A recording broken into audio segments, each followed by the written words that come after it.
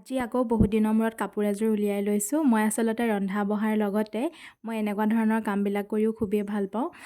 প্ৰায় কাপোৰতে এম্ব্ৰইডাৰী কৰোঁ বা নহ'লে ফেব্ৰিক কৰোঁ আৰু আজি এয়া এযোৰ কটন কাপোৰ লৈছোঁ। ইয়াতে মই এতিয়া ফ্লাৱাৰ লেচ লগাম আৰু প্ৰথমতে এতিয়া মই লেচখিনি কাটি এপাহ এপাহ কৰি ল'লোঁ। তাৰপিছত চাইছোঁ আৰু কেনেকৈ কি ডিজাইন দিলে ভাল হ'ব। তাৰপিছত ভাবিলোঁগৈ কাপোৰযোৰ যিহেতু ইমান হেভি কাপোৰ নহয়ও, সেইবাবে মই অকণমান এনেই গোল গোল ধৰণেৰে ছপাহমান ফুল দিছোঁ আৰু তাৰপিছত এনেদৰে ভিডিঅ'টোত দেখুওৱাৰ ধৰণেৰে এপাহ এপাহ কৰি আটাইকেইপাহ ফুলতে মই এতিয়া আঠা দি ল'ম। তাৰপিছতে ওপৰতে আকৌ এপাহ দি পেলাই এনেদৰে অকণমান দি দিছোঁ ভিডিঅ'টোত দেখুওৱাৰ ধৰণেৰে।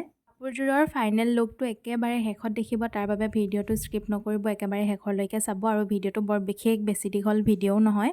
প্ৰথমতে এয়া ফুলখিনি মই ভালদৰে আঁকি ল'লোঁ, তাৰপিছত আঠা লগালোঁ আৰু এতিয়া এনেদৰে অলপ ফুল বাচিলেগৈ।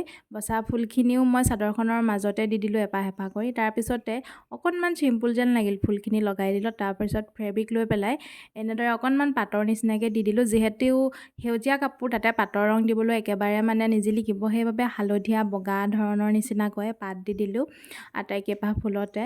তাৰপিছত এয়া মাজৰখিনিতো মই এনেদৰে দুপাহ এপাহ এনেকৈ দিছোঁ আৰু লেচো যিহেতু বাচিছিলগৈ। ইয়াত পিছে বৰ বিশেষ লেচৰ দৰকাৰ হোৱা নাছিল, অলপতে হ'ল।